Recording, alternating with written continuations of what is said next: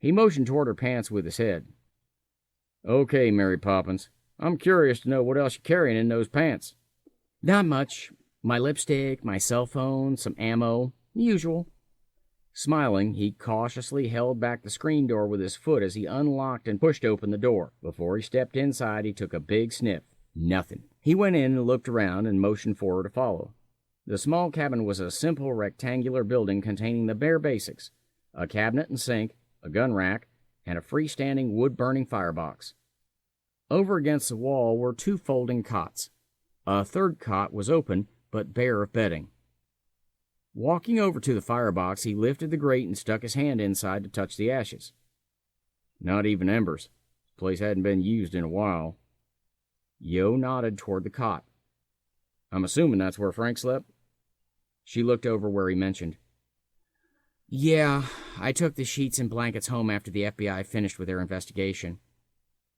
"What about his guns and gear?" "I took that too." Yo mouthed the F word as he continued to study the place. Unfortunately, he could see or smell nothing that even remotely raised a red flag. "What's the matter?" she asked. "I could have probably gained a clue or two by observing how things would look after he left. There may have been something left behind."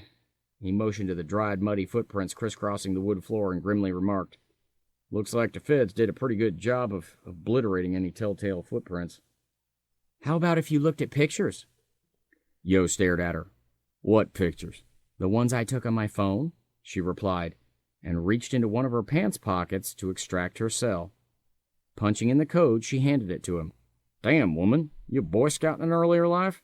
Taking the phone, he quickly scanned the series of shots she had taken the last time she was here. A quick check of her album showed there were 37 in all. "I'd like to download these and study them more closely." "You're welcome to make copies."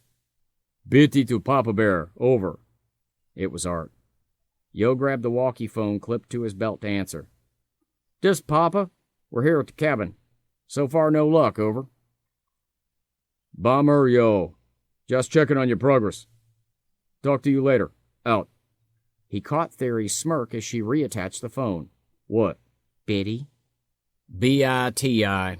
Short for Baggett and Taggett. That was Art back at the lodge." He sniffed, and instantly his skin constricted. His groin tightened in response, forcing him to turn his back to her.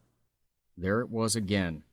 Her perfume, or whatever it was, that caused his head to swim. Shut inside the little cabin and being in close proximity to her was giving his olfactory senses the chance to fill his sinus cavities with that rich, almost mesmerizing scent. Trying to cover the obvious bulge in his pants, he stepped outside to breathe in the sweet air. Theory followed. "Now what?" she asked, closing the cabin door behind her. Yo noticed how she didn't allow the screen door to slam shut. Instead, she was careful to make sure it didn't make a noise. He couldn't tell if that was because she'd been yelled at not to let the door slam, or because she'd been taught that the noise might frighten potential game that might be in the area. "Yo?" He jerked from his temporary stasis. "Sorry. Thinking. Did the FBI do any investigating out here? Or into the woods?" "Yeah, but not much. They pretty much kept to this general area." "That's what I figured. I'd like to do a little exploring around the area. I might find some tracks that the feds overlooked." "And I'd like to do it alone," he mentally added. Thankfully, Theory nodded. "I think I'll traipse down to the boat and grab that ice chest you mentioned. I could use something cold to drink. How about you?" He smiled at her. It was a perfect idea. Not only could he nose around without her being aware, but it would also put some breathing room between them. "Sounds like a plan." Theory flashed him a bright smile and turned to leave when she suddenly ducked her head and swatted an insect hovering around her face. In that same split second, a shot rang out from beyond the trees. The bullet barely missed them both, but it hit the side of the cabin, sending wood chips flying.